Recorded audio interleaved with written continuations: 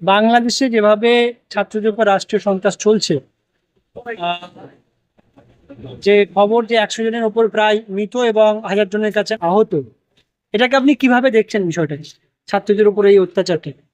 খুব ভয়ঙ্কর এবং চলমান বর্তমান ইতিহাসে আমরা এরম দৃষ্টান্ত খুব কম দেখেছি যে একজন আন্দোলনকারী ছাত্র নিরস্ত্র দাঁড়িয়ে আছে, কোনো আক্রমণও করছে না, বুক চিতিয়ে দাঁড়িয়ে আছে, আর তাকে গুনে গুনে 4টে গুলি করে দেওয়া হলো। যতক্ষণ না তার মৃত্যু নিশ্চিত হচ্ছে থামলো না।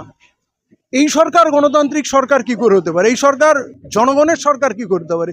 এটা একটা ফ্যাসিস্ট শক্তি এবং পুরো বিশ্বের মানুষকে নাড়িয়ে দিয়েছে যে বাংলাদেশে এটা কী চলছে। ইউনাইটেড নেশন অলরেডি তার বিরুদ্ধে বক্তব্য দিয়েছে, হিউম্যান রাইটস গ্রুপ পুরো পৃথিবীর যত আছে সবাই এর বিরুদ্ধে বক্তব্য দিয়েছে। আমরা বিশেষ করে বাঙালি হিসাবে আমরা ব্যথা অনুভব করছি, যদিও দেশ আলাদা বাংলাদেশ, কিন্তু জাতি তো বাঙালি।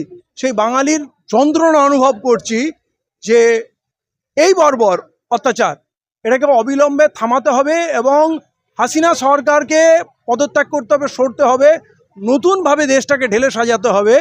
এই অন্যায় মেনে নেওয়া যায় না। নয়, ছাত্রদের এই বিষয়টাকে, প্রতিবাদটাকে রাজাকার বলে ছাত্রদেরকে দামিয়ে দেওয়া হচ্ছে এবং যেভাবে ব্যাপকভাবে আন্দোলন হচ্ছে, তারপরে পরবর্তীতে জামাতপন্থী বলেও তাদেরকে বলা হচ্ছে যে জামাত আন্দোলনে যুক্ত হয়েছে। ফ্যাসিস্ট শক্তিদের সবথেকে বড় হাতিয়ার হচ্ছে মিথ্যা কথা বলা আর মানুষকে ট্যাগ করা। রাজাকার কাকে বলে? যখন পাকিস্তান আর্মি শাসন করছিল আইয়ুব খান, তখন রাজাকার বলা হয়েছিল যারা ওই সরকার পক্ষে ছিল। তাহলে আজকে যারা সরকার পক্ষে আছে, যারা দালাল, যারা সুবিধা ভোগ করছে, তারাই রাজাকার। দেশের সাধারণ মানুষকে রাজাকার কি করে বলা যায়? তুমি যা বলবে মানুষ তাই শুনবে। তাহলে আজকে যে ওই ছাত্রকে গুলি করার পর দেশের কৃষক থেকে আরম্ভ করে শ্রমিক, সাধারণ মানুষ, মহিলা, বালক পর্যন্ত পথে নেমে গেছে, সবাই রাজাকার? এটা কখনো সম্ভব?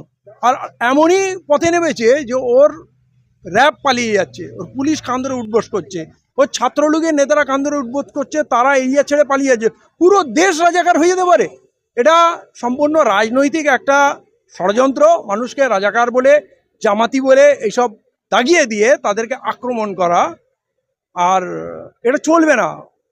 হাসিনা এই করে এতদিন চালিয়েছে, এটা আর চলবে না।